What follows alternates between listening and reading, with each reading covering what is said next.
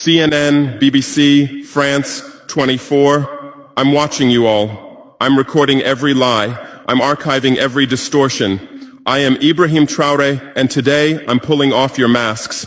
Yes, you heard correctly.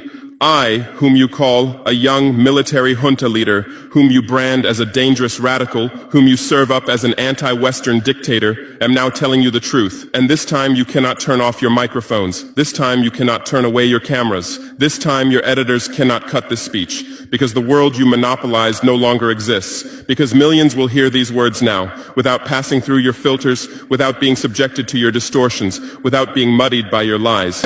I am 34 years old. Every day of my life, I grew up with your lies. As a child, I would watch Africa on television. Always the same images. Children with flies, dry lands, weapons, death. This is Africa, they told us.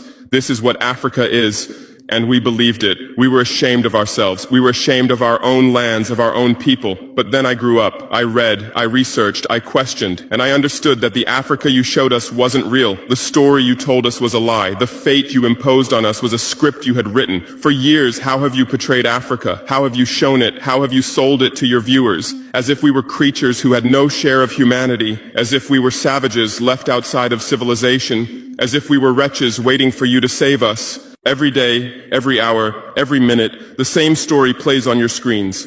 Hunger, war, disease, corruption, terror, chaos.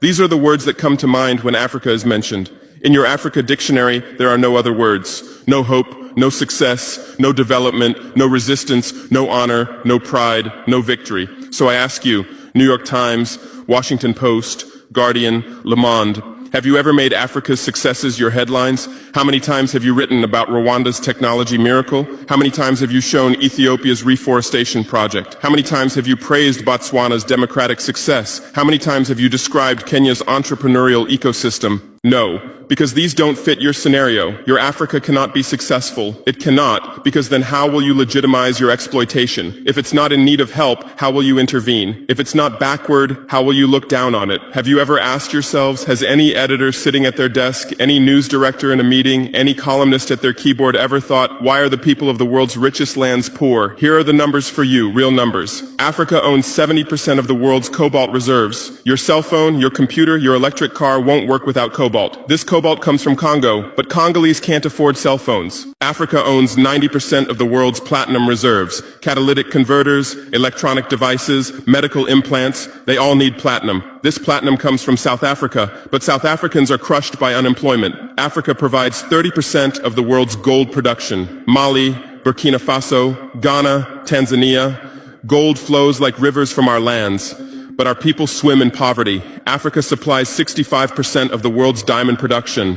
Botswana, Angola, Congo, Sierra Leone, billions of dollars worth of diamonds are extracted, but our miners live on $1 a day. Africa owns 35% of the world's uranium reserves. Niger, Namibia, South Africa. Nuclear plants run on our uranium. Paris lights burn with our uranium. But our villages have no electricity. And you still ask, why is Africa poor? No, the right question is, how was Africa kept poor while being so rich? Here's your answer. Colonialism didn't end. It changed shape. You used to come and occupy our lands. Now you come and establish companies. You used to take by force. Now you make agreements. You used to rule with the whip. Now you rule with credit. Let me give you concrete examples. With numbers, names, dates, but you'll never write about these.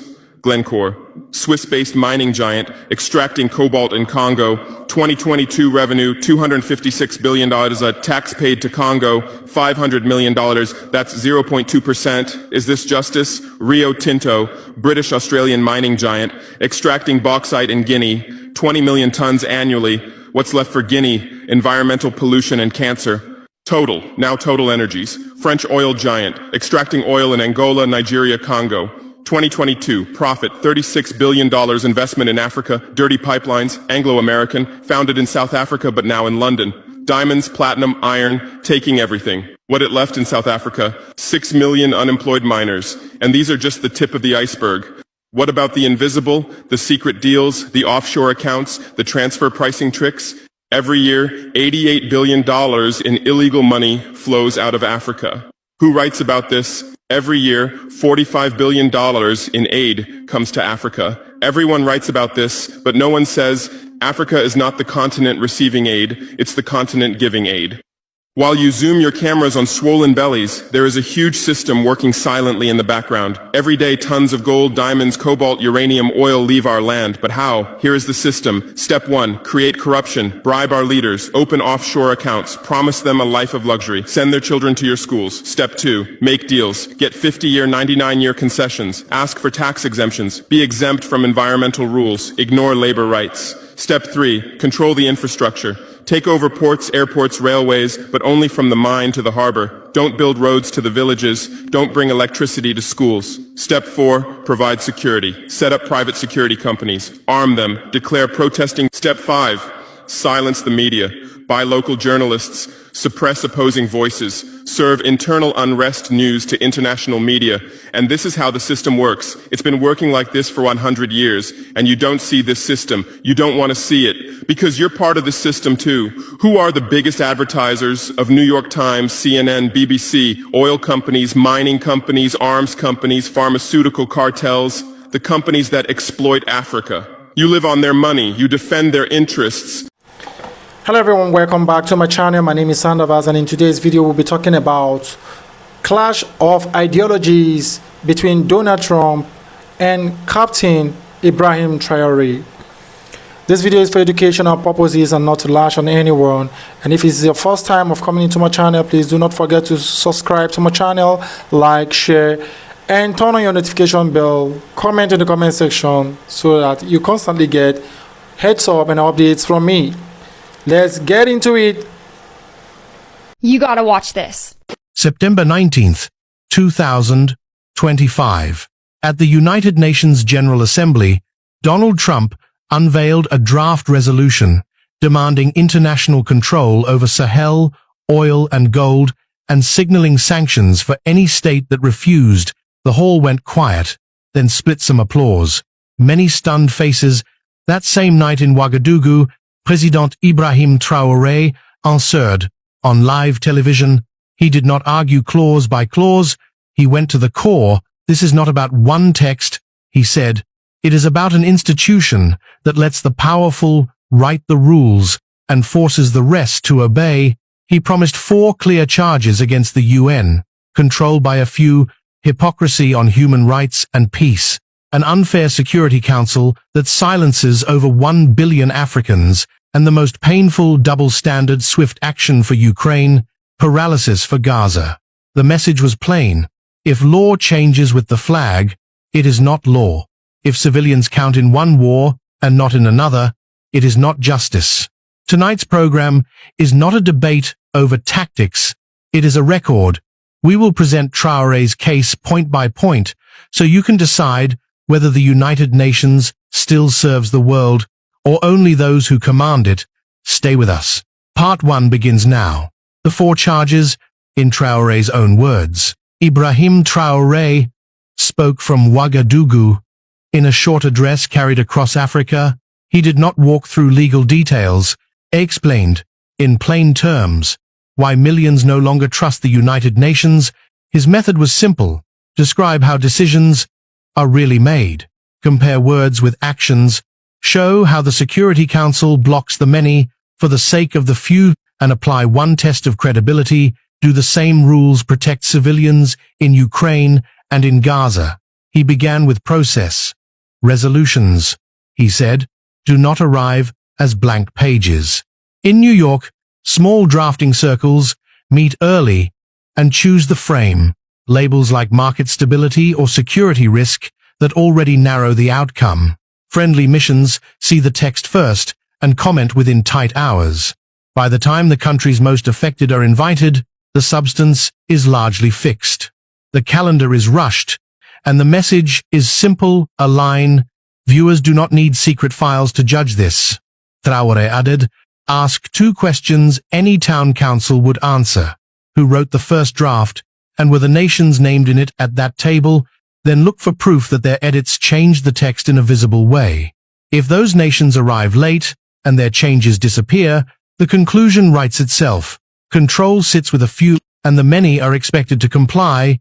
He linked this directly to the dispute of the day, a draft that tied global stability to outside control of African oil and gold. That phrasing, he said, shows who held the pen. It did not come from Ouagadougou, Bamako, or Niamey. From there he moved to conduct. The United Nations speaks constantly about human rights and peace. That mission matters. Trust, however, depends on whether words and actions travel together. Traoré asked the audience to look at the calendar, not the speeches. When a resolution condemns violence in a region, check whether large arms export approvals to actors in that same region appear in the same period. When a text cites humanitarian stabilization, check whether new agreements place oil or gold under outside control immediately after. People do not need commentary if the dates sit side by side. The sequence will explain itself. He was careful on scope. This is not an argument against trade, and it is not a denial of genuine peacekeeping. Countries will trade, and protection missions save lives. The question is transparency. When moral language and leverage move in parallel, to help viewers follow this in real time, he offered 3 plain markers. First, watch the adjectives. Terms such as oversight, monitoring, or stabilization can be legitimate, but they can also be doors to control. The proof sits in annexes. If an annex sets quotas, price bands, or vetoes over export schedules, it is not neutral supervision. Second, watch the map. If tough oversight lands mainly on weaker exporters, while larger suppliers elsewhere are untouched, the rationale is political, not technical. Third, watch the sequence. If humanitarian language peaks exactly when bargaining over oil and gold intensifies, coincidence is unlikely. You are looking at a tactic. For those who lived through earlier eras of development first, details later. The pattern is familiar, titles change. Incentives do not. Then he turned to structure. The Security Council, he said, places veto power in the hands of 5 permanent members. When even Ein says no, decisions can die. Humanitarian corridors, ceasefire calls, protection mandates, despite broad support among 193 states. Meanwhile, Africa, home to roughly 1 billion people, has no permanent seat. He did not offer slogans. He explained behavior. A chamber that allows 5 to overrule 193 invites stalemate at the worst moments. Many viewers remember crises where a single veto ended months of work. No court retains public confidence if a small group can lock the door from inside. Traoré did not ask for favors or special titles. He spoke about limits that any citizen would recognize as fair. If all members are expected to comply with outcomes, no small circle should be able to block basic relief when civilians are at risk. Authority, he said, cannot be the authority to ignore. Finally, he applied a single standard to 2 wars because, in his words, credibility lives or dies on consistency. When Russia crossed into Ukraine, many nations moved quickly. Emergency sessions, sanctions, clear language. The system showed it could act with speed. Gaza told a different story. Long months of strikes, heavy civilian casualties, hospitals overwhelmed, neighborhoods destroyed, drafts for firmer action stalled, phrases were softened, and enforcement was blocked to millions. It looked like paralysis. Traoré did not argue history or politics. He set a rule any viewer can test. Civilian protection, humanitarian access, and proportionality must be applied the same way in Kyiv and in Gaza. If the same acts receive different labels, the rule is not law, it is preference. A child's life, he said, does not change value with a passport. He added 2 clarifications to keep the point square. This is not an endorsement of any armed group. Every nation has the right to security. The question is simple. Do we apply the same red lines everywhere? Yes or no? Traoré closed by joining the 4 strands into one picture. The public can verify. Control by a few explains why agendas tilt. Gaps between words and deeds explain why human rights language loses weight. The Council's design explains repeated deadlock The contrast between Ukraine and Gaza shows the consequences in full view. Institutions keep legitimacy when rules are consistent. If rules change with the flag, the institution stops being a guardian and becomes a gate. He did not call for exits or boycotts. He asked for clarity that citizens can read without experts who drafted, who edited what moved alongside the text, and who blocked action when lives were at stake. The last sentence was steady and easy to remember. We do not ask for favor, we ask for one law. On the night of September 19th, 2025, Ibrahim Traoré did not ask for sympathy, he asked for clarity.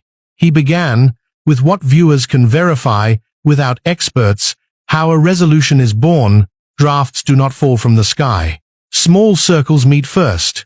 They choose the frame: market stability, security risk, words that steer the result. Before most nations speak, friendly missions see the document early and send comments within tight hours. When the countries most affected finally enter the room, the core is set and the clock is running. The message is quiet but firm. A line. Traoré's test was simple enough for any city council. Who wrote the first draft? Were the named countries at that table? Which of their edits are visible in the final text? If those answers reveal late invitations and vanished edits, control sits with a few, the rest are asked to sign. That is not multilateral. That is management. He tied it to the dispute of the week. A draft in New York linked global stability to outside control of African oil and gold. That did not come from Ouagadougou, Bamako, or Niamey. You can hear the author in the title. Then he moved from process to conduct. Words like human rights and peace matter. They keep hope alive, but they must walk beside actions.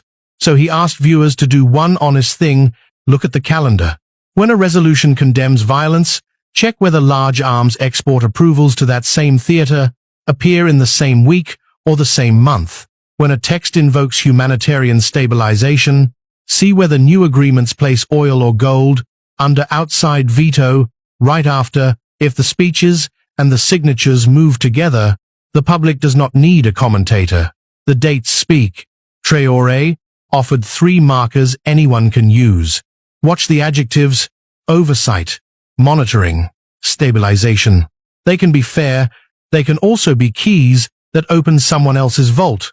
Read the annex. If it sets quotas, price bands, or export fetus, that is not neutral supervision. Watch the map. If strict controls land mostly on weaker exporters, while larger suppliers elsewhere are untouched, the reason is not technical, it is political. Watch the sequence. If humanitarian language peaks exactly when bargaining over oil and gold heats up, you are not seeing coincidence. You are seeing leverage. He was careful to be fair. This is not an attack on trade. Nations will trade. This is not a blow at real peacekeeping. Missions that protect hospitals and corridors save lives. It was a typical Thursday afternoon at the White House.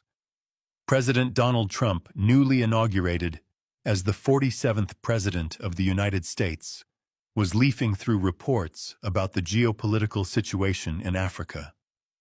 His advisor, Marcus Wheeler, nervously brought up the situation in Burkina Faso, where the young military leader, Ibrahim Traoré, was consolidating his power. Trump, glancing at the report, interrupted sharply. How old is he again? He's unfit to lead. A soldier playing president. Trump's words, spoken casually in the Oval Office, would soon spread across the globe. An aide leaked the statement, and within hours CNN was reporting that Trump had called the leader of Burkina Faso inappropriate. Thousands of miles away in Burkina Faso's capital, Ouagadougou, Ibrahim Traoré was in his office when he heard the news. Calm as ever, he watched the broadcast with a faint smile and muttered to himself, "Let's see who's really inappropriate here." That same evening, Traoré made a surprising decision. Instead of issuing a formal diplomatic response, he decided to address the world directly through a press conference. Yesterday, the President of the United States called me inappropriate. He began, standing firm behind a podium surrounded by international journalists. But if being inadequate means putting my people first, then I accept it. He continued explaining the drastic changes he had made in Burkina Faso since his rise to power. Under his leadership, child mortality had dropped, education had expanded, and food security was improving. If being adequate means selling my country's resources to enrich others, then I'd rather be inadequate forever, he stated, sending shockwaves through the global media. Trump, watching the speech from his Mar-a-Lago resort, was furious. The following day, he called a press conference of his own. This dictator from Burkina Faso wants to teach America about leadership, Trump scoffed. Burkina Faso is one of the poorest and most dangerous countries in the world. Terrorists control half of it. His words sparked a backlash from African leaders. Across the continent, support for Traoré grew. In Ghana, Nigeria, and beyond, leaders rallied to his defense, arguing that African countries deserved respect and dignity on the world stage. Meanwhile, in Ouagadougou, Traoré was negotiating with China. The Chinese government had offered a $2 billion infrastructure deal in exchange for a strategic partnership. As the negotiations intensified, the situation grew more complex. The U.S. caught wind of the deal, and Trump's team scrambled to respond. In a tense phone call between Trump and Traoré, the American president offered $3 billion in investments for Burkina Faso, but with the expectation of full partnership. Traoré, ever calm, responded with a counteroffer. Keep your $3 billion. Open your markets to our agricultural products and treat us as equals, not as charity cases. The conversation was a turning point. Despite their differences, both leaders realized they could come to the table as equals. The diplomatic crisis, born out of one word, inappropriate, had opened the door for a new kind of relationship between America and Africa. Burkina Faso's revolutionary leader Ibrahim Traoré, the youngest leader of any country in Africa, was just offered by Crown Prince Mohammed bin Salman of Saudi Arabia to allow Saudi Arabia to build 200 new mosques in Burkina Faso. Ibrahim Traoré is a Muslim man, but he responded to Mohammed bin Salman with a different suggestion. He said, "I greatly appreciate your offer, but my people can pray anywhere. If the people of Gaza can continue to pray, why do my people need 200 new mosques right now? Maybe one day that would be great, but right now, the people of Burkina Faso need new hospitals, new schools, new jobs to simply stay alive amid the threats of Western aggression." This exceptional leadership from Ibrahim Traoré exemplifies why the West has tried to unalive him at least 16 times now over the past 2 years. The West fears a truly sovereign and brilliant mind and a young leader like Ibrahim Traoré who has the capacity to take Africa into a sovereign and free future. This issue of Burkina Faso and Captain Ibrahim Traoré has suddenly become one of the biggest political issues in the world, trending regularly on social media. My own interview with our dear friend and guest Nico House on this very subject, literally on this exact subject, is one of our biggest, most viewed clips in all the history of the mother of all talk shows. It's in the millions. Millions of people have watched it on all platforms, including pirates by the dozen, going out on TikTok, which is now a pretty regular thing. We're not always able to keep track of them in order to count them and claim the credit for them. But I can say that millions have watched what Nico House said and what I said about Captain Traoré. It's even worse than you said, Amy.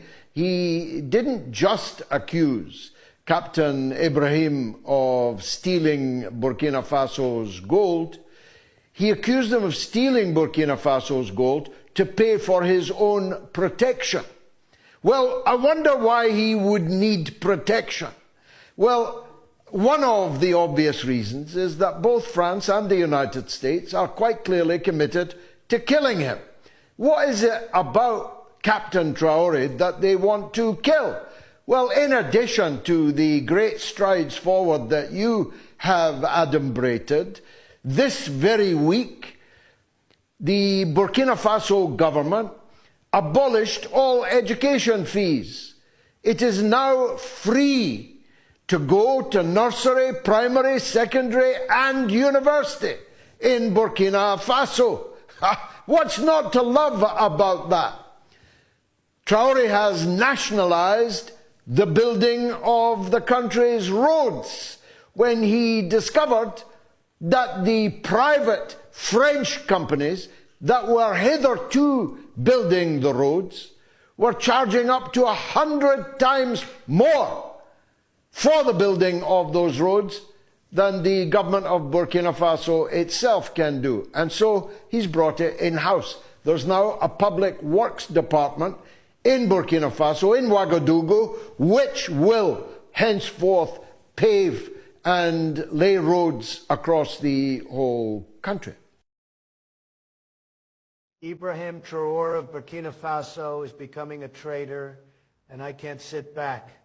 I watch him unite Africa because the unity of Africa will make our children to travel to Africa for greener pasture in the nearest future. Hiding in Russia won't save you. All that can save you is to listen to the demand of USA or France. No matter what, we will save Burkina Faso just like we saved Libya from Gaddafi and allowed democracy. No African country should be ruled by military/African mineral resources belongs to us. So what we are saying isn't just Trump versus Ibrahim Traoré, it's a clash of ideologies. Now Donald Trump on this hand, Ibrahim Traoré on the other hand. Donald Trump says America first, and Ibrahim Traoré says Africa first. Trump says global dominance, Traoré says sovereignty.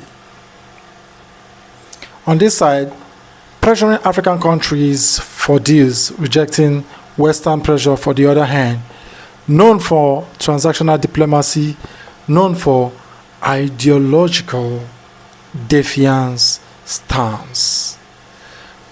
Backed by US power and structure, backed by youths and Pan-African sentiments. Now, misinformation is fueling the fire.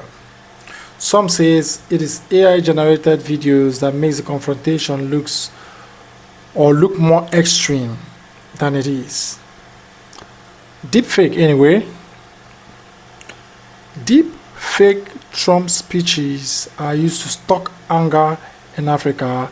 Exaggerated Traoré speeches shows impossible achievements like abolishing all taxes, building millions of mosques, many of which are not real facts. This spreads false hope and confusion. Now, real issues, for instance, resources, controls, sovereignty, neocolonialism, risk being overshadowed by fake media warfare. So my final analysis on this: symbol versus superpower. This isn't a fair fight. In terms of power, the USA under Trump is a global superpower. Traoré leads in small West African country, which is Burkina Faso, with economic and security challenges, but symbolically, Traoré is gaining influence among the Africans or the African leaders generally.